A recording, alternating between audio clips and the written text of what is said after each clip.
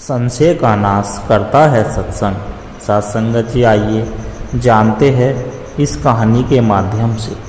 साथ संगत जी, गंगा नदी के किनारे बस एक छोटे से गांव में रमेश नाम का एक युवक रहता था। वह बुद्धिमान था, लेकिन उसके मन में हमेशा शंकाएं बनी रहती थी।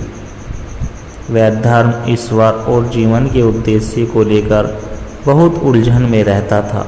जितना अधिक वह इन विषयों पर सोचता, उतना ही अधिक भ्रमित होता जाता। रमेश के पिता एक धार्मिक व्यक्ति थे और नियमित रूप से सत्संग में जाते थे। उन्होंने कई बार रमेश को भी साथ चलने के लिए कहा, लेकिन रमेश हमेशा इनकार कर देता था। वह सोचता था कि सत्संग सिर्फ बुजुर्गों के लिए है और वहाँ जाने से उसे कोई लाभ नहीं होगा।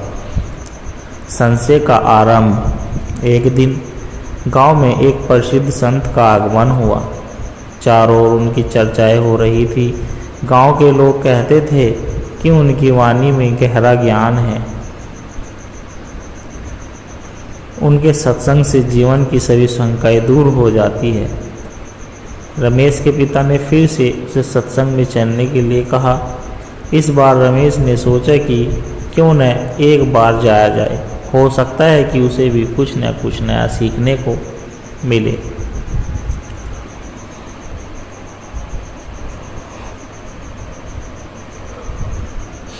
संत जी की वाणी में एक विशेष आकर्षण था।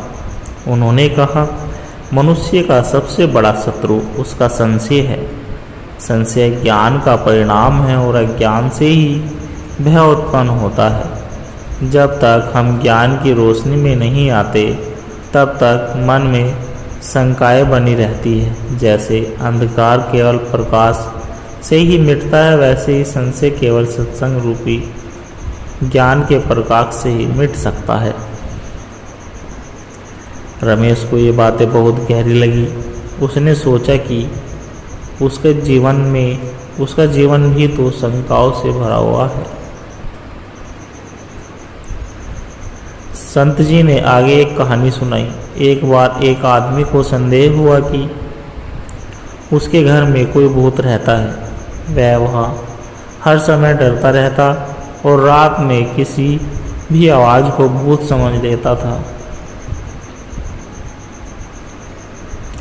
एक दिन एक ज्ञानी व्यक्ति ने उसे समझाया कि यदि तू ज्ञान की रोशनी जला देगा तो तेरा डर भी मिट जाएगा।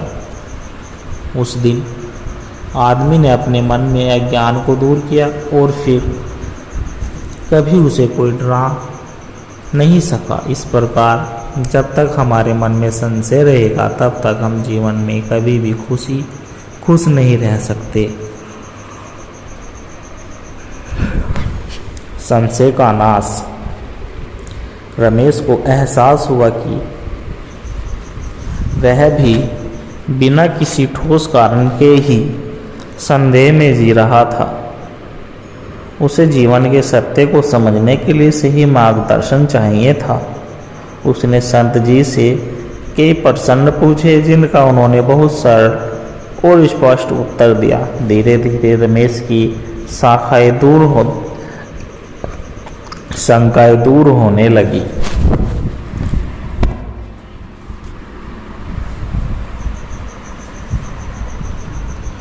वह समझ गया कि जीवन में सत्संग का कितना महत्व है। सत्संग केवल धार्मिक प्रवचन नहीं, बल्कि मनुष्य के अज्ञान को दूर करने का साधन है।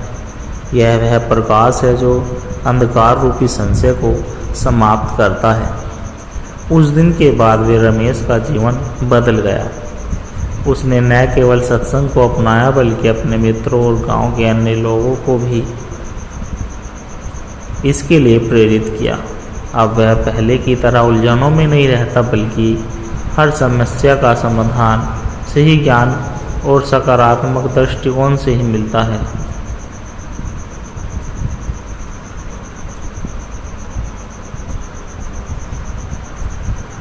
संशय का नाश केवल सत्संग से ही संभव है। जब हम सच्चे ज्ञान की ओर बढ़ते हैं तब हमारे सभी भ्रम और संदेह स्वतः ही समाप्त हो जाते हैं। इसलिए जीवन में सही मार्गदर्शन और सत्संग का महत्व कभी नहीं भूलना चाहिए।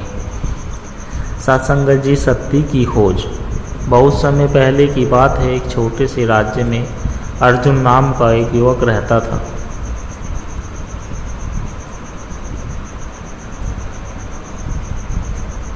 अर्जुन एक संपन्न परिवार से था, लेकिन उसके मन में हमेशा एक प्रश्न बना रहता था, जीवन का वास्तविक उद्देश्य क्या है। उसने वेद, उपनिषद और अनेक ग्रंथ पढ़े, लेकिन उसके मन को शांति नहीं मिली।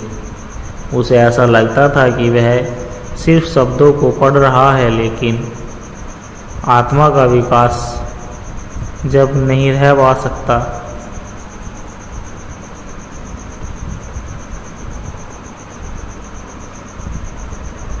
अर्जुन की इस बेचैनी को देखकर एक वृद्ध ज्ञानी ने उसे सलाह दी, यदि तू वास्तव में सत्य की खोज करना चाहता है तो किसी सच्चे संत के पास जा। केवल पुस्तकों से ज्ञान प्राप्त करना पर्याप्त नहीं, जब तक अनुभव न हो तब तक आध्यात्मिक शांति नहीं है। अर्जुन को यह बात गहरी लगी। उसने निश्चय किया कि वह एक सच्चे गुरु की तलाश करेगा। कई महीनों की यात्रा के बाद एक दिन अर्जुन एक घने वन में पहुंचा, जहां एक प्रसिद्ध संत महर्षि देवदत्त का आश्रम था।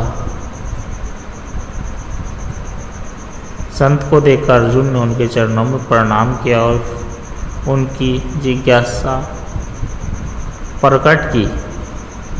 गुरुदेव, मैं हमेशा